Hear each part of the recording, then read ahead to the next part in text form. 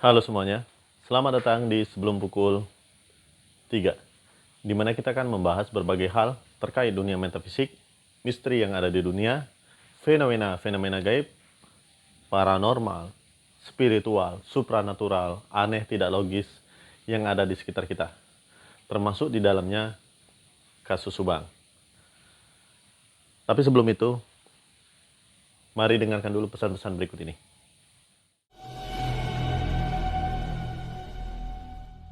Kita lagi ada di Jalan Mawar, tepatnya itu di Jalan Mawar Badran ya.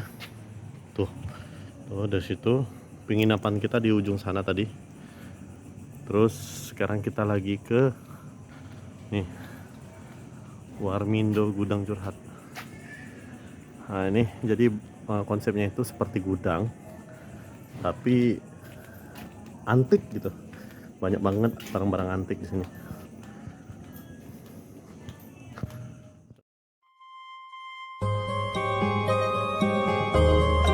Warmindo Gudang Curhat terletak di Jalan Mawar, Desa Badran, dan bisa kalian temukan di map. Di map Google itu udah ada loh. Kalau kalian ketikkan Warmindo Gudang Curhat, nah langsung muncul itu. Nah untuk kalian yang ada di Solo, coba aja. Konsepnya itu seperti tempat lama, seperti gudang. Tapi di sana kita bisa merasakan suasana yang tenang, nyaman meskipun di dekat rel kereta ya. Tapi betul-betul ya, sesuai judulnya aja, Warmindo Gudang Curhat, kita bisa lupa waktu di situ. Bahkan sama ownernya yang saya pikir ownernya ini mumpuni banget loh untuk dijadikan teman curhat ya. Kedua owner ini recommended banget untuk dijadikan teman curhat karena mereka ini betul-betul ya masa kini banget gitu ya. Jadi menguasai berbagai permasalahan problem gitu. Seperti itulah, karena itu saya rasakan sekali. Nah, di Warmindo Gudang Curhat ini kalian bisa memesan banyak makanan ringan yang enak gitu. Sekalian kalian mendengarkan musik atau kalian bermain musik. Kalian yang lagi galau-galau silakan ke situ. Kalian yang lagi galau-galau, yang lagi pusing-pusing silakan ke situ.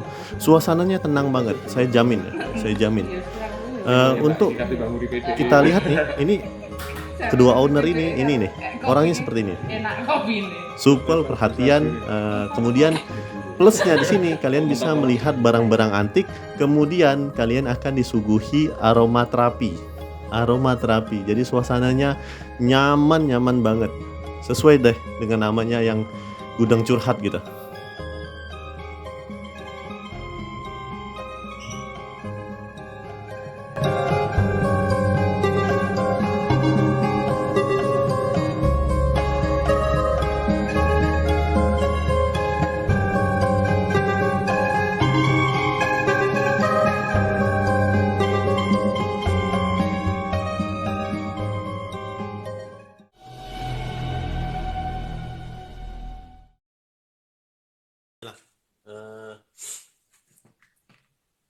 Terima kasih banget pokoknya untuk kalian semua. Insya Allah besok kita akan live lagi. Tapi sebelum itu nanti saya akan membuat video soal pengawalan kasus Subang ya. Jadi itu tadi saya sekalian curhat ya. Untuk kasus Subang ini sudah hampir 1 tahun. Besok itu sudah 1 tahun. Masih kalah sama musik ya. Ya udah ini ya. Udah saya matikan ya musiknya ya. Terima kasih ya. Paling lewat laptop aja nih. Laptop. Nah, lewat laptop aja lah nanti. Nah, besok kita akan adakan live streaming lagi di TikTok pastinya. Mencoba untuk lebih intens lagi ya di sini ya. Nah, balik lagi ke kasus Subang tadi. Itu yang saya bilang sama Mbak Suci sama Bang Wawan, bahwa kita ini ada kekesalan tersendiri ya. Kita nggak boleh terlalu berlebihan menggaungkan kasus Subang. Nggak tahu makna berlebihan itu gimana, saya belum paham ya. Tapi dianggap banyak sekali yang akhirnya itu mengkaburkan mengkaburkan keterangan yang asli gitu kan. Nah, yang keterangan yang asli itu gimana gitu? Monggo gitu kan, keterangan yang asli itu gimana gitu. Kalau memang ibaratnya itu kemarin masuk kepolisian itu mengkaburkan hal-hal yang harusnya tidak dipublikasikan ke publik, ini dipublikasikan. Yang mana gitu kan? Harus dijelaskan. Saya tuh pengen tahu banget gitu, yang mana yang apa ya bilangnya tuh? Suaranya mengecil ya? Udah ya? Udah besar lagi, Bu ya? Yang mana gitu? Maksudnya tolong dijelasin Pak, yang mana yang kira-kira itu eh mengkaburkan gitu kan. Kemudian itu kan banyak sekali dia di kita itu orang-orang yang langsung ngomong kayak gini. Kalau tahu kenapa nggak lapor ke kepolisian? Emang mudah gitu kan? Emang mudah melapor ke pihak kepolisian itu nggak mudah banget gitu. Emang mudah gitu. Siapa yang bilang mudah gitu? Saya misalnya ini misal ini pelaku pembunuhan gelas kopi itu adalah korek, pelakunya korek. Saya bilang, Pak polisi, pelakunya korek. Oke, polisi itu butuh bukti gitu kan, buktinya ilmiah. Kamu bisa menuduh si korek itu sebetulnya apa buktinya, apa yang bisa kamu jadikan bukti, apa yang bisa menguatkan kamu gitu kan, itu kayak gitu. Jadi apa yang bisa menguatkan kamu untuk ini? Saya mendapatkan itu visual itu melalui ini Pak, apa entity yang bernamakan Amel gitu, atau saya mendapatkan petunjuk dari hal-hal yang sifatnya gaib, diketawain saya. Nah, ada dua kemungkinan. Pertama, orang-orang ini sebenarnya sudah tahu bahwa hal itu tidak mungkin, hal itu sangat mustahil, tapi karena dia ingin membuat down pengawal kasus Subang, yang notabene mungkin dia ada kepentingan tertentu gitu kan, ada kepentingan tertentu di kelompok tertentu, dan akhirnya mencoba untuk menghilangkan kita gitu, jadi membuat mental kita nih down gitu, bekerja banget tapi tidak sama saya, tidak gitu. Sama youtuber yang mengawal yang lain itu, yang baru mau up itu tiba-tiba menurun, itu berhasil mereka kayak gitu. Kalau memang sakti silakan buktikan. Kepolisian itu nggak butuh orang sakti untuk membuktikan itu. Kepolisian itu butuh bukti ilmiah gitu, bukan orang sakti gitu. Aduh, gimana lah ya. Ini sebagian curhat saya juga ya, termasuk curhat saya juga. Yang pertama tadi kemungkinan itu. Yang kedua, mungkin dia tidak tahu, mungkin dia orang-orang itu tidak tahu. Tapi anehnya kalimat yang dilontarkan di komentar, di kolom komentar itu semuanya sama gitu, sama aja gitu kan. Jadi kayak satu kelompok nih, mungkin misalnya kontek-kontekan gitu, nanti saya komen di sini kayak gini ya, oke saya juga kayak gini gitu. Jadi akhirnya saya bertanya nih, tadi saya bertanya, ada yang saya tanya, kira-kira Mbak ini kelompok mana gitu kan. Karena kan kita nggak munafik ya, kita nggak munafik. Di kasus Subang ini akhirnya terjadilah kelompok-kelompok playgroup ya di situ. Ada kelompok-kelompok playgroup. Jadi ada yang ke sini, ada sampai mengawal bagaimana tindak tanduk ini, bagaimana tindak tanduk itu gitu kan, bagaimana kesehariannya, bagaimana apa yang sudah dimakannya hari ini, apa aja baju apa yang dipakai hari ini misal. Sampai apa cita-cita ke depan, enggak gitu bro.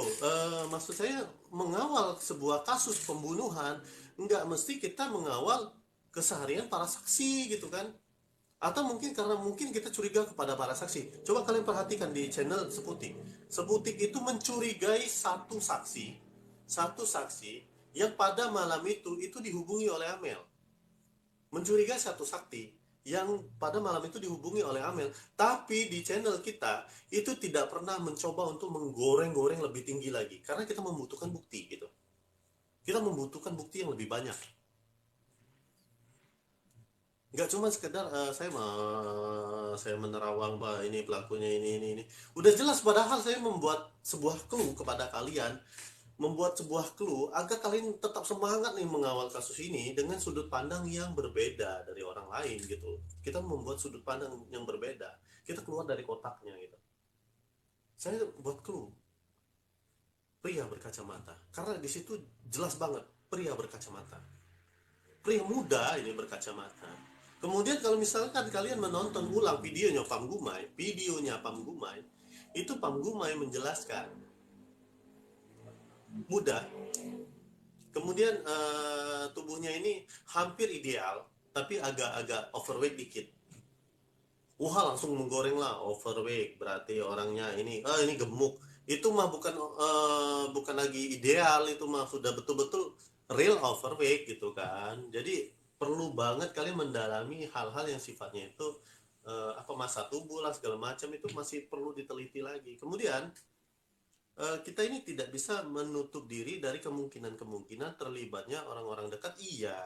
Tapi kebanyakan alasan mereka, saya sering memantau nih, bahkan di channel Mbak Suci itu saya memantau komentar-komentar mereka. Itu seakan-akan saya melihat mereka ini apa ya bilangnya, saya minta maaf banget. Waduh, kebanyakan nonton sinetron ini. Waduh, ini sinetron India ini diadaptasi ini menjadi sebuah komentar gitu. Bahkan ada di situ ada komentator-komentator, saya menyebutnya bukan lagi netizen atau mungkin youtuber yang mengomentari ya atau penontonnya, tapi saya menyebutnya komentator. Jadi dia ini selalu ada di setiap orang yang membahas kasus Subang yang dia nggak suka gitu. Wah, kata-kata atau kalimatnya itu tajam banget, pedes banget di situ, pedes banget orang ini memakai nama perempuan gitu kan, usianya ditinggi-tinggiin padahal dia masih muda gitu. Untuk apa gitu? Hanya karena dia tidak setuju, pendapatnya itu berbeda gitu kan. Termasuk kita yang notabene itu pegiat supranatural ya, pegiat supranatural. Dukun lagi cari panggung lah itu segala macam ya gitu kan. Saya sebetulnya nggak gubris banget, saya nggak mau, nggak peduli, karena dari kecil saya memang sudah sering dihina kayak gitu, jadi udah terbiasa banget. Tapi teman-teman yang lain itu merasakan dampak ya, mereka sangat jarang menerima hal-hal yang sifatnya seperti itu, apalagi sampai menyebut-nyebut keluarganya gitu kan. Banyak banget di kasus Subang ini yang lucu banget, saya bilang lucu banget, orang-orangnya lucu banget. Akhirnya kemarin itu saya sudah bilang di grup Seputik, saya akan membuat sebuah eksperimen sosial ya. Saya membuat eksperimen sosial bahwa nanti saya akan membuat sebuah tombol gabung ya, karena saya sudah disetujui YouTube untuk membuat tombol gabung. Saya ingin melihat kesungguhan kalian di situ. Padahal jelas-jelas saya tidak mewajibkan kalian untuk bergabung di situ. Saya tidak mewajibkan kalian untuk bergabung. Sama aja, tetap sama kalian. Tapi memang karena sudah ada yang mengklik tombol gabung, akhirnya saya oke, sudah saya buat kelompok untuk lebih fokus lagi, kita secara objektif membahas atau mungkin mengulas bahkan mengumpulkan data dari semua kasus ini. Nah kayak gitu. Terima kasih yang sudah hadir, Kang Jajang, terima kasih banyak. Kebanyakan komen di YouTube udah kayak detektif, ada yang hakim langsung memvonis. Nah ya kayak gitu, Mbak. Kebiasaan netizen kita itu kayak gitu, langsung vonis. Bahkan sampai kalau misalkan kita curiga pada saksi ini langsung nggak terima gitu. Itu banyak banget yang kayak gitu. Harusnya kita lebih profesional lagi. Baru manusia loh yang tidak sependapat dengan kita gitu. Gimana kalau Tuhan? Kalian langsung ini juga apa? Protes juga ya, pastilah protes ya. Termasuk kenapa Tuhan takdir saya seperti ini, nah itu termasuk protes gitu. Jadi wajar banget sih, manusia namanya juga gitu. Balik lagi ke kasus Subang ya, paling apa ya bilangnya itu saya sudah jelaskan, bahkan pernah ada yang komen di saya itu sering banget, dia komen sering banget di saya itu, bahkan komennya itu termasuk yang sangat merendahkan ya, merendahkan banget komennya itu. Kasus Subang ini, aduh setiap entitas mimpinya beda-beda bro gitu kan. Saya pengen banget ngomong, bro, kita ngopi yuk, kita ngobrol. Coba kalian hitung, coba kalian hitung berapa kali di dalam video saya membahas soal mimpi. Tiap hari enggak gitu, enggak gitu kan. Artinya tidak saya buat-buat. Pertama itu. Yang kedua, entitasnya kalau hanya cuman sekedar itu-itu aja, memberikan keterangan yang itu-itu aja, untuk apa saya buat ulang gitu? Saya cari cuan lah pastinya. Kalau saya kayak gitu. Tapi nggak menutup kemungkinan bahwa memang meskipun entitas atau mungkin kegiatan yang atau informasi berbeda dari setiap mimpi yang saya dapat, itu ada seperti rangkaian puzzle. Saya itu membuat sebuah jargon. Kita ini seperti merangkai puzzle. Saya lihat di komentar-komentar kalian yang di youtuber lain itu sudah mulai untuk menggunakan kosakata yang saya sampaikan, merangkai puzzle. Kita ini punya puzzle-puzzlenya. Mimpi itu merupakan sebuah puzzle, jadi sebuah petunjuk. Jadi termasuk saya itu sering sering lihat di komentarnya channel-channel yang lain yang awal gitu kan ya, untuk kasus Subang sendiri. Sudah capek kalau kita misalnya berbicara, bro, saya ini ngawal sesuai dengan tema YouTube saya gitu kan. Tapi masih aja nih ada yang sengaja banget. Mereka itu nggak tahu kalau uh, mereka tuh nggak tahu kalau itu dosa gitu. Lebih dosa lagi orang yang menghalang-halangi orang lain untuk berbuat baik loh. Kalau kalian menghitung dosa, menghalang-halangi orang untuk berbuat baik, itu dosanya jauh lebih besar lagi. Kalian tahu dari mana saya itu mencari cuan, tahu dari mana menerawang. Kemudian mereka itu, bukan kalian yang di sini ya, mereka maksudnya, mereka itu tahu kalau misalnya saya ini pura-pura tahu dari mana itu menerawang juga. Berarti mereka lebih hebat daripada kami yang pegiat supranatural gitu. Langsung tahu nih, langsung memponis, wah ini adalah penerawang gitu kan, ini adalah bohong gitu. Lucu banget sih, lucu banget itu curhatan saya ya. Akhirnya kita ngobrolnya kalau soal kasus Subang itu undang-undangnya luar biasa banget.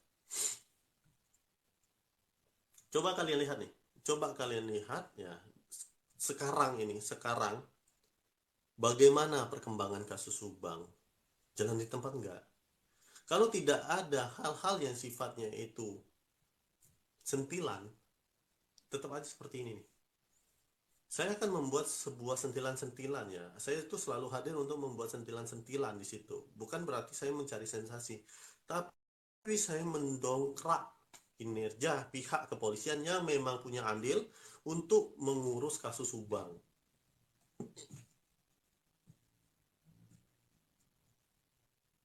Bukan kita ini hanya mengawal.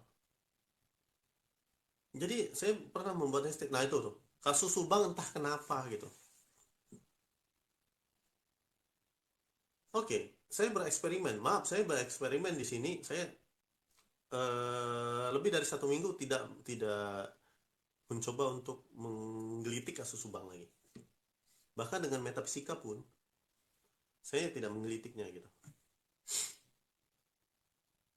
Kenapa yang baca tarot bisa keliru orang?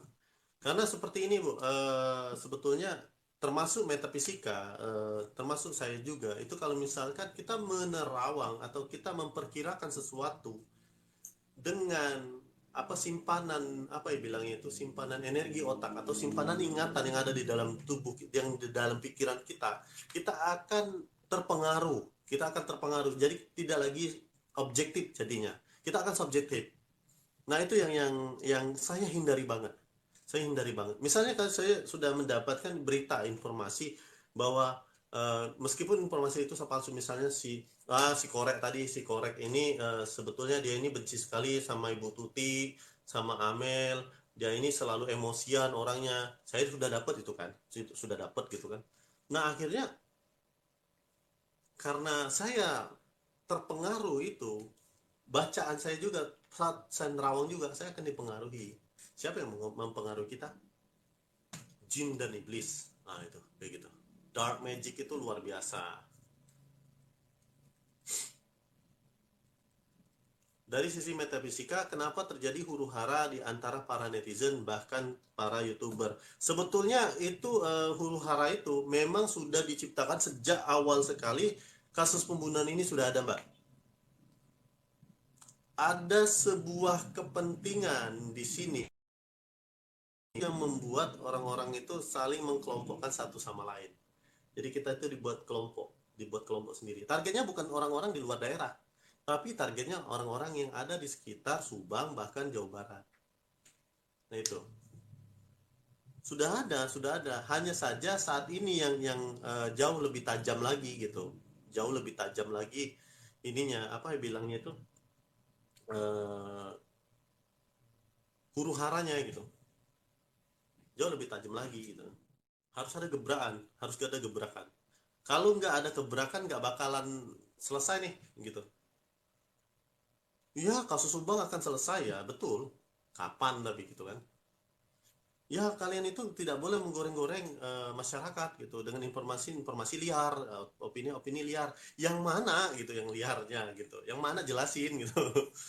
Jadi kan kita nggak simpang siur. Kalau cuma sekadar opini-opini liar, titik. Ya bingung. Itu masih penjelasan secara umum, harus ada khususnya gitu. Siap, siap, siap. Terima kasih. Nah, paling untuk sementara itu dulu ya. Terima kasih yang sudah hadir untuk kasus Subang itu. Saya akan tetap mantau terus. Saya akan membuat sebuah perkembangan yang memang lebih cocok ya. Siap, siap Pak. Berarti kita deal ya nasi tumpeng. Saya lagi pengen diskusi dulu sama Mbak ini berarti Mbak Suci. Kita bikinin nasi tumpeng lah. Biar biar mereka tuh gitu. Kalau nggak didongkrak nggak bakalan ini maaf ya. Kayak santai banget gitu kan. Yang kasihan ini sama orang-orang yang tidak bersalah disalah-salahin nanti ujung-ujungnya gitu. Karin terusan semangat Bang Syed. Terima kasih Mbak Karin, terima kasih banyak sudah hadir. Saya pengen banget karena saya nggak peduli siapapun pelakunya, baik itu ini dan itu gitu kan. Baiknya saksi ini, saksi itu, saya nggak peduli siapapun pelakunya itu ya harus ditangkap gitu kan. Siapapun saksinya bodoh amat, saya nggak peduli gitu. Mereka tidak memberikan saya pekerjaan, mereka tidak memberikan saya keuntungan, dan mereka tidak memberikan saya uang sepeser pun. Jadi untuk apa? Saya nggak peduli sama sekali dengan mereka gitu. Yang saya pedulikan ini bagaimana seseorang yang sudah meninggal secara ajaib mendatangi saya menjanjikan sesuatu dan akhirnya sekarang dia mewujudkan janjinya, sedangkan saya sampai sekarang ini belum mewujudkan janji saya untuk menggiring nih pelaku geblek berkacamata ini ke kantor kepolisian. Karena pasti saya ditanya, ya kita tarik, kita gebukin ya, kita gebukin. Nih Pak pelaku Subang, gimana? Mana buktinya? Nah itu pasti ujung-ujung situ coy. Kayak gitulah kira-kira ya. Oke semuanya sudah hampir jam 12 saya akan buat video juga. Kemudian ada tugas yang harus saya kerjakan. Terima kasih sudah menyimak. Ini live perdana kita, maaf berantakan ya, dari tadi saya pilih-pilih filter juga, begitu saya lihat malah jadi kayak bencong gitu. Terima kasih banget pokoknya, terima kasih banget, terima kasih banyak yang sudah hadir. Kalian semua adalah keluarga saya dimanapun, baik itu yang takut kalau misalnya tidak klik tombol gabung bukan keluarga, enggak sama sekali ya, tolong disampaikan sama yang lain yang tetap mantau terus subscribe, nggak klik tombol gabung pun tetap keluarga gitu ya. Jadi jangan khawatir semuanya, kita harus terus mengawal kasus-kasus yang ada di Indonesia, bukan cuma kasus Subang ini aja tapi semuanya gitu, semuanya. Untuk kalian juga tolong dukung semua youtuber-youtuber maupun siapapun itu, youtuber-youtuber siapapun itu yang masih tetap menggaungkan kasus Subang, meskipun ada sisi-sisi atau hal-hal yang membuat kening kita berkerut nih. Lah kok bahasnya ini gitu. Terserah, yang penting dia tetap menggaungkan kasus Subang agar ini tidak lekang di telan waktu. Kalau saya itu prinsipnya seperti itu. Yang penting mereka tetap ngawal. Bodoh amat mau bilang apalah. Bodoh amat, pokoknya tetap ngawal. ungkap bapaknya yang berkacamata itu, Kak Cep. Iya siap Pak. Kalau untuk bapaknya sendiri itu saya masih masih mikir-mikir nih. Bahkan saya pengen temu ya.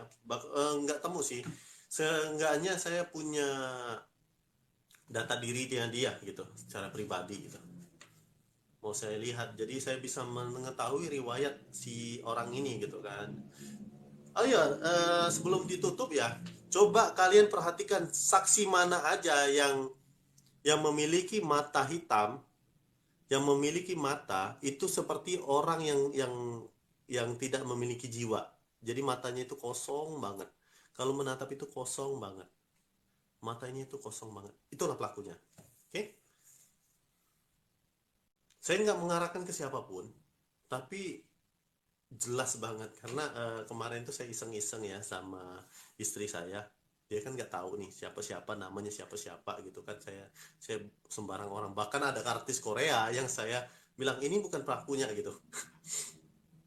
Jadi dia tetap menunjuk pelakunya. Oh, kayaknya ini nih karena ada wajah Amel yang menangis di dekat dia. Nah itu.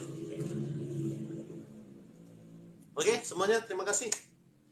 Kemungkinan besok kita live lagi atau mungkin saya akan mencoba live di YouTube ya. Tapi kalau misalnya si Nancy masih rewel di rumah, itu saya nggak berani live di YouTube. Takut di banned karena ada suara anak kecil. Kemudian untuk video, insya Allah malam ini akan saya coba buat dan besok akan saya coba promosikan. Besoknya baru saya publikasikan. Itu ya. Terima kasih semuanya. Eh, saya akhiri wabillahi taufik wal hidayah. Wassalamualaikum warahmatullahi wabarakatuh. Om Swastiastu, Namo Buddhaya, salam kebajikan. Dan inilah sebelum pukul 3-nya TikTok. Terima kasih.